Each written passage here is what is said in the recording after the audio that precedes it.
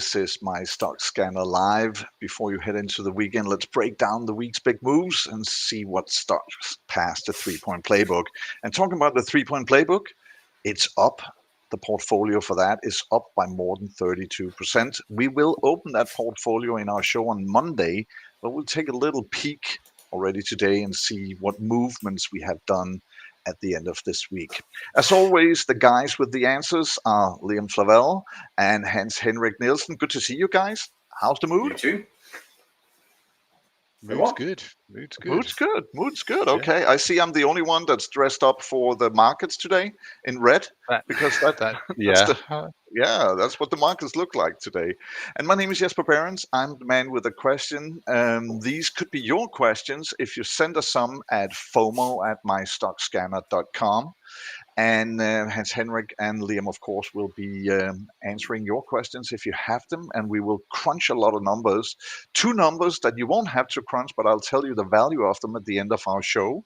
It's 8.28% and 0.85%. I'll help you guys out who's watching right now and tell you it's about ownership. But I'll tell you who owns those percentage of their companies at the end of the show.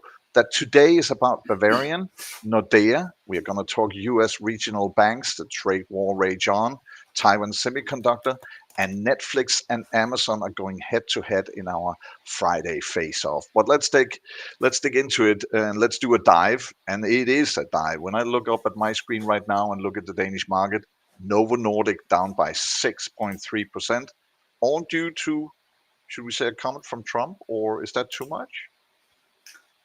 No, that's definitely not too much. That is, he just mentioned Novo by name and their weight loss products and said they would have to come down. I think he mentioned something going down from $1,000 a month to $150, something like that.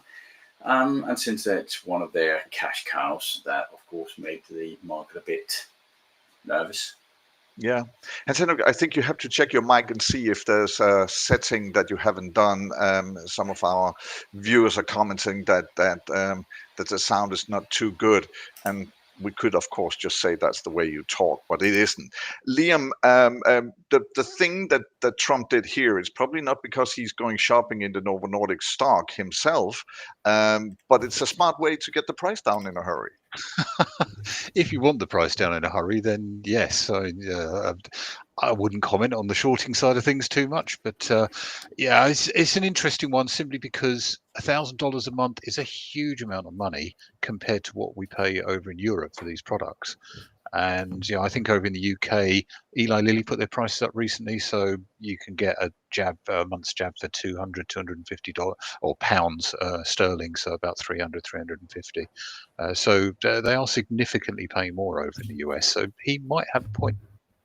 But if we look at Novo Nordisk, the stock itself, if we bring it up, and if you can, in the three-point playbook, the reason why I'm going to ask is there's always the question about buying on a dip. Is this a dip worth buying? Because I saw, was it Svenska Handelsbank out and upping their sort of price target for Novo Nordisk. Okay, Liam, you had it on there. All right. That's better. Yeah, go for it. Okay, let's just see. Okay, I'm still loading. There we go. Here we have it. Okay, yeah, cool. There we are. A bit slow. Go on then, Hans. Oh, no, it was just, it's actually a quality stock. We have had it for a very short while in our portfolio because it's good quality. And looking at the valuation, Liam, if you can, or is it me that has the... I think it's Liam who has control. Yeah, right you now. have the screen, Liam. It's actually, at least theoretically, well priced. However, we bought it a few weeks back. It started dropping and we sold it off because it went through our stop loss. So that is how we trade it. There's no doubt I have been looking for an entry into Novo Nordisk, and I took it when the opportunity arose a couple of weeks ago. However, right now I would be a bit worried buying it again, but that is because if you add that volatility in with Trump coming in and just shaking everything up, we do like to buy predictable stocks, and with something like this happens, the predictability gets a lot worse. And one thing is, of course, that we can look at Novo today. One of the questions that we had from one of our members at our email address FOMO@MyStockScanner.com is in regarding to Bavarian Nordic. I need a quick comment from you guys, because we talked about it, that there was going to be a vote as to whether to accept the offer at 233. In the meantime, that was put down heavily, sort of turned down by 75% or something like that. And now they upped the price to 250. We have a member asking, is that price high enough? No, it's not. I am 95% certain that will be voted down again. I think the investors they are smelling blood here. I do agree with them, even though I'm not an expert of Bavarian. I do agree with them that offer, the initial offer, was just an insult, to be blunt. 250 is not much better, and they can now see that they are getting some traction, some momentum. So I think they will have to up the price quite a lot. And we shall see if it comes, or else if they withdraw that offer, then we have an open door, and behind that open door there might be a fall off. We don't know. We'll have to see. We'll definitely keep you guys posted. It depends. If people think that they have actually proven that the stock is worth a lot more, then it might actually not be that bad. We're going to talk use the value chart to work it out. Yeah, it is hard. It is hard to put in the value chart. I have tried.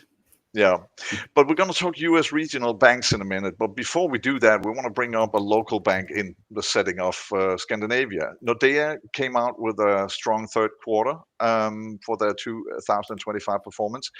You guys have, of course, taken a look at it in our 3-point playbook. And what's the result, guys? Is it a buy? Is it a sell? Where are we at?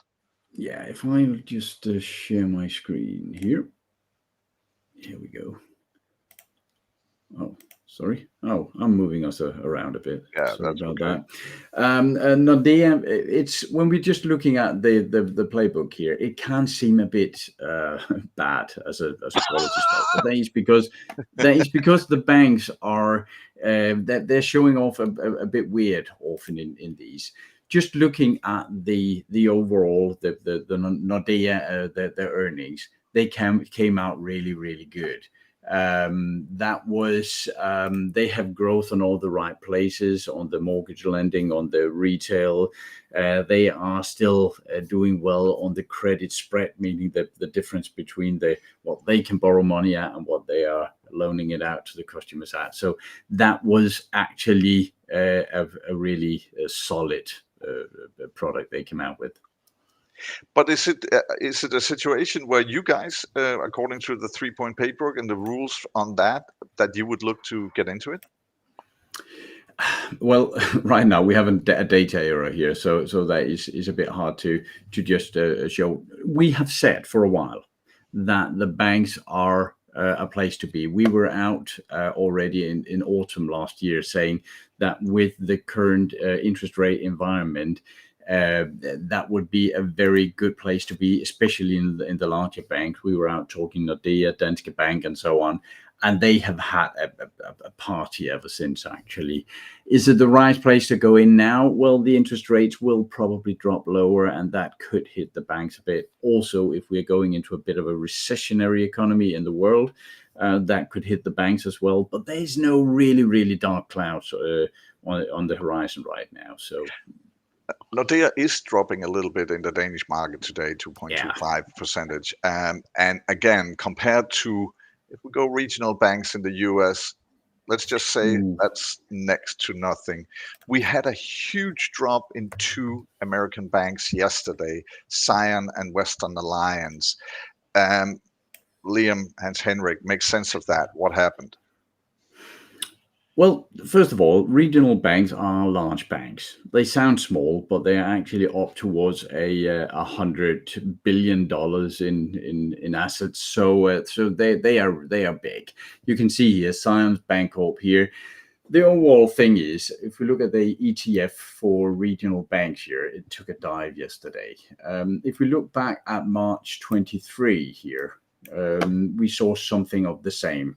The thing is with the regional banks that there were a lot of legislation lifted from them back when Trump was president the first time. So they can lend out to a lot more people without all the credit checks. And right now they are, surprise, surprise, in the middle of a bit of a, I don't know if you could say scandal, but they have borrowed money or loaned money out to a lot of people that actually not had the collateral they said they had. Some of them are highly exposed to the car loan market in US, which is completely collapsing. It's in really, really big problems. So right now there is a problem with the regional banks. Also, that many of them, and I won't go too much into details, but they're in big trouble. We wrote about that already last year and again this spring, that they have a lot of bonds in their holdings. And since interest rates have gone up, bond prices have gone down, which means they are about $500 billion underwater on these bonds, meaning that if everyone wants to pull their money out of the banks, they don't have them. And that is why the banks right now, the regional banks, are taking a hit. I guess the larger banks could have one as well. I think that also when you look at this though as well, JP Morgan had results this week, and Jamie Dimon, the CEO, was being quizzed on how he felt about it, and they were stellar results. He came back and said, I'm looking for cockroaches, which in his terms are their bank lending is absolutely fine, but they lend to these guys, these regional banks, and they don't know what's in their book. So he's starting to sniff that there might be an issue in their book with bad loans. Yeah, and we can just go back to 2008 to see what bad loans were really about. And of course, you're talking about the subprime crisis back Yeah. then when the housing market collapsed in the US. Are you guys starting to feel sort of a whiff of something? We have been a pessimist for a while now on the overall economy, but we have also said that as long as liquidity keeps pouring into the market, we are long stocks. So we are sitting a bit and saying this can only end really, really badly. But as long as the big guys are running into the market, we're just following along. And if we're talking what the big guys are doing, some of them are embroiled in a trade war. It's going back and forth between China and the US. And China accuses the US of deliberately causing panic over rare earth because they're open to talks, they are saying. Is this the art of the deal the Chinese way? Yeah, well, US and China is fighting to who should control the narrative right now. China have the control over the rare earth minerals. Trump is trying to find some sort of explanation to where it makes sense that he started the trade war with the ones sitting on the rare earth minerals. China made some maybe some export bans the other day, and they got a bit of heat for that. So right now it's a bit back and forth in the media. I wouldn't put too much into that. Some of those who use the rare earth, of course, the chip producing companies. And Liam, you are our techie on the show here in that sense that we have been talking about Taiwan Semiconductor. You did a big piece upon it that almost was the stock of the day because they came out with their numbers for the quarter here. They did. Yeah, numbers were stellar. Yeah. Absolutely stellar. I wrote a long piece yesterday about it, and what I said in the piece was this is possibly the most important stock in the world right now, and no one really pays too much attention to it. We all know about it. Effectively, somewhere between 30 and 60% of all microprocessing chips in cars, in your home, in your computer, in your phone are made by TSM. They're a fabricator of these things. They don't design them themselves. And because of that, they're the only game in town for people like NVIDIA, AMD, Broadcom, all the chip manufacturers that have been in the news recently. So that's why the results, you can see the yellow bars on the EPS on the playbook there, they're going up and up and up. And even though they've been doing that for 4 years, there's still gas in the tank for them. So let me ask Liam, because what surprises me is when you say that, and you say stellar result, and still they dropped 1.6% yesterday. Yeah, what you get often with when results come out is you get investors who've got different time horizons, and they look at it and say, I've done my numbers. I've got the returns that I wanted for my risk profile and my what I've set out to do. Therefore, I'm going to look to put the money in somewhere else, or I'm going to wait for it to drop down again. You can see right now, Hans has just repositioned the value chart on TSM. They are expensive. They're at the top of that channel. And if you waited then it could drop down and you could pick it up again. For us, we're in it. We're in the playbook. It's our largest position, largest winner, I think, so far since we sold the defense stocks. We're up 80% on it. It's still in the channel for us. It's still going strong. So we're holding until it drops out. Okay, guys, I need you to put down your safety belt, make sure it's tight and stuff like that, because it's Friday, and that means that we have one of the reoccurring things in our show, and we're going to pit two stocks against one another. Let's have a look and see what the stocks are.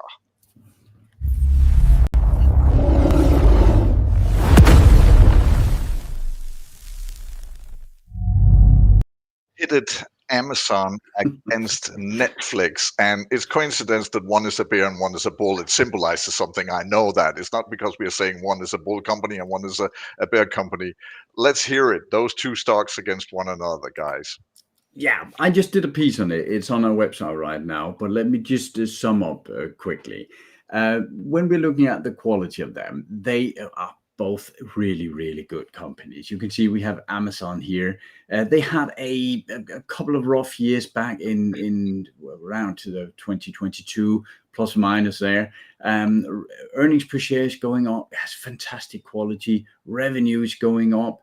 The thing called the PEG ratio, where we are looking at price earning compared to the growth rate, we like that to be below 2.5, and that is really good here. It's a solid company; they can pay their interests and so on. If we are comparing with Netflix here, quality even better, 100, earnings per share going up, revenue going up. PEG ratio low, the free cash flow is good. Basically, we're looking at two quality stocks. So what I'm saying in my article is, if it were just from the quality, I wouldn't be able to decide. These are both really, really good companies.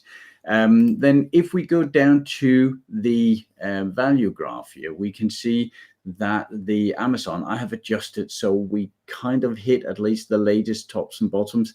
It's a bit hard with Amazon because they have it's a bit like Novo. There is a pre-Vigovi and after Vigovi Novo pricing, and it's a bit like that with Amazon. Back here they were basically just an online store, and right now they are on the forefront of data centers and everything. But pricing of a PE between 29 and 42 is reasonable, and I actually don't think that's that expensive when you look at what they're actually doing in the entire AI race. And with that, they are somewhere between +2 and +51 in potential, just theoretically, just to see, are we having a reasonable risk setting here. On the Netflix part, we can see again, when we are trying to time these with tops and bottoms, we end with 36 to 57. That's actually a higher PE than Amazon, which is a bit, I wouldn't say worrying, but it's a bit strange. They are still somewhere between break even and 56, so they are a lot alike here. However, my conclusion today is that I don't have a complete conclusion because they're both very good. There's very good potential in them. If you think the AI wave, the AI race will keep going for a year or two, and we actually kind of think that, then you might want to position into Amazon because it's actually a very fairly priced AI competitor. If you think that the AI wave is dropping off either completely or somewhat, and you think you want to move into some other stocks that are a bit more into retail consumers, then Netflix might be the place to be. It could easily be the affordable luxury that people want in the middle of a recession or a crash in the market or whatever. So it's a bit, what do you think about AI? And if you think it's going on, Amazon. If you think not, Netflix. Liam, I'm going to ask, do you agree?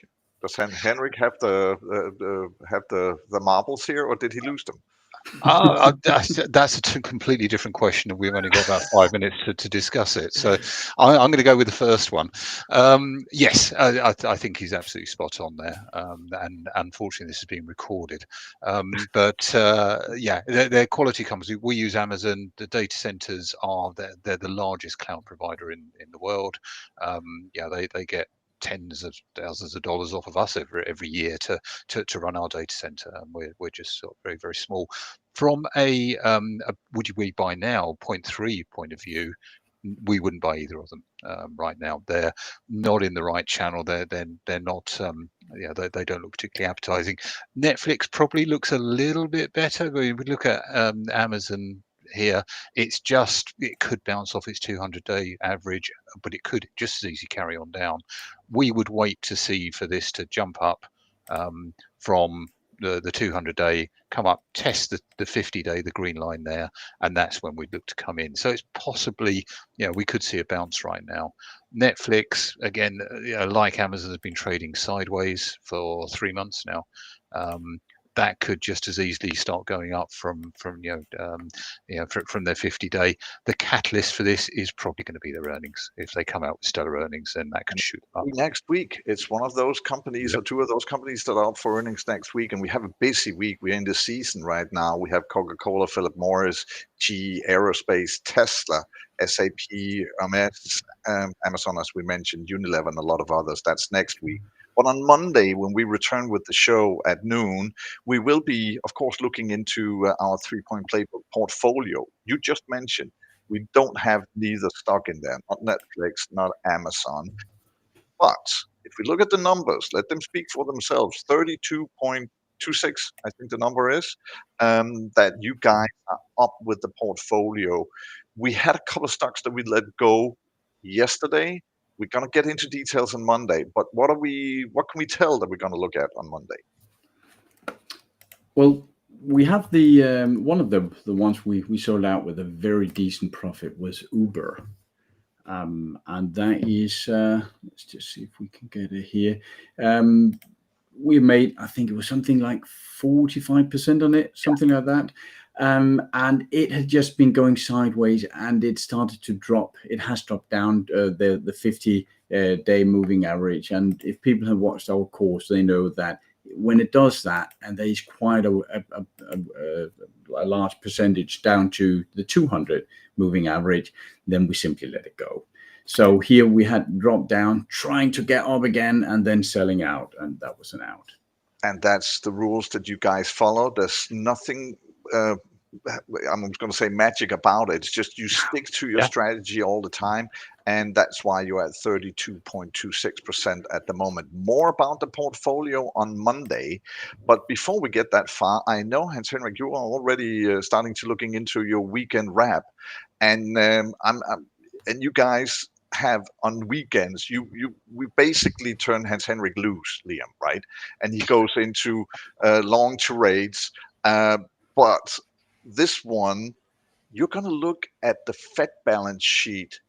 Why are you looking into that for the weekend? And why is it interesting? Try to sell it here. I'll give you 30 seconds. Yeah, right. I'm going completely nerd-a-mark on Fed balance sheet. Basically, Fed can control the liquidity in the world. And right now, they have been tightening up. They have been pulling liquidity out of the market. And now they are signaling that they're ready to push a lot of money back into the market. That will be good for our stocks. It will be bad for inflation. That will go up. So I'm gonna nerd a bit around in that this weekend. We'll definitely look forward to it. It gives you a better understanding of the macroeconomics behind what will be the stock prices probably next week. See the show, see the weekend wrap from Hans-Henrik over the weekend. And I promised to tell you a little bit about ownership on those two numbers. 8.28%. That's Jeff Bezos' ownership of Amazon. That's how much he owns of the company. Red Hastings has 0.85 of Netflix. Those two were our face-off in stock of in our face-off today. I can tell you that Elon Musk has 24.7% of Tesla, but he's not even the biggest kahuna if you look around that, because Larry Ellison owns 41.29% of Oracle. Well, they are not having a bad weekend no matter what happens to the stock. That I can say. But remember, articles and in-depths are found on our platform. You can see them in our Facebook group. And remember, we also take your questions at FOMO@MyStockScanner.com. So we are almost at the end here. Remember, check out our platform. And you guys always welcome to ask questions, as mentioned already. It's MyStockScanner Live for this Friday. Invest smarter, sleep easy, and enjoy the weekend. I'll see you guys on Monday. Happy investing.